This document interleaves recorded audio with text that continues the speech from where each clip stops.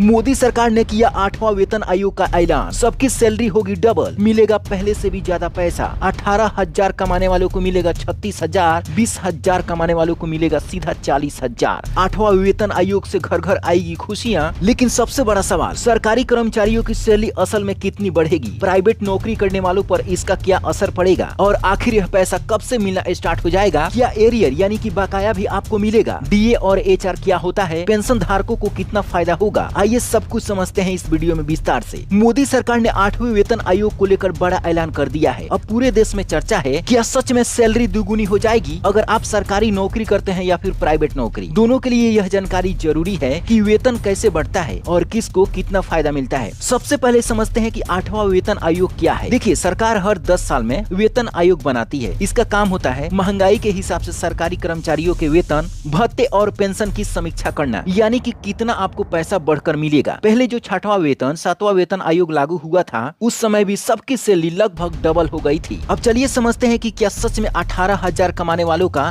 Salary अब 36,000 मिलेगा? लोग यही सवाल सबसे ज्यादा पूछ रहे हैं। तो देखिए, सैलरी सीधे डबल नहीं होती। इसमें 3 चीजें सबसे बड़ी भूमिका निभाती है। पहला है फिटमेंट फैक्टर, दूसरा है डीए यानी कि महंगाई भत्ता, तीसरा है एचआरए यानी कि मकान किराया भत्ता। ये तीनों मिलकर सैलरी डबल होगा या फिर डबल से भी अधिक मिलेगा, सरकार ये सभी मिलाकर तय करती है। तो इस बार भी अनुमान लगाया जा रहा है कि डबल या डबल से भी अधिक पैसा मिल सकते हैं। अब यहाँ पर ध्यान से समझिए, अगर बेसिक वेतन मान लीजिए कि अगर आपका 18,000 रुपया है, तो इसे अगर सरकार 2 गुना बढ़ाती है तो आपको 36,000 रुपया मिलेगा। 2.5 गुना अगर बढ़ाती है तो 45,000 लगभग मिलेगा। और यही सैलरी लगभग 3 गुना बढ़ा देती है तो समझिए कि लगभग आपको 50,000 रुपए के आसपास आपको सैलरी मिलेगा। इसी वजह से कहा जा रहा है कि सैलरी डबल या उससे अधिक हो सकती है। डीए जो होता है यानी कि महंगाई भत्ता, महंगाई के हिसाब से मिलता है। जो देश में महंगाई अभी चल रहा है उसके हिसाब से आपको महंगाई मिलता है। और मकान का किराया भी आपको उसी के हिसाब से मिलता है। जैसे आप किसी भी शहर में रहते हैं, उसके हिसाब से, शहर के हिसाब से आपको वहाँ पर पैसा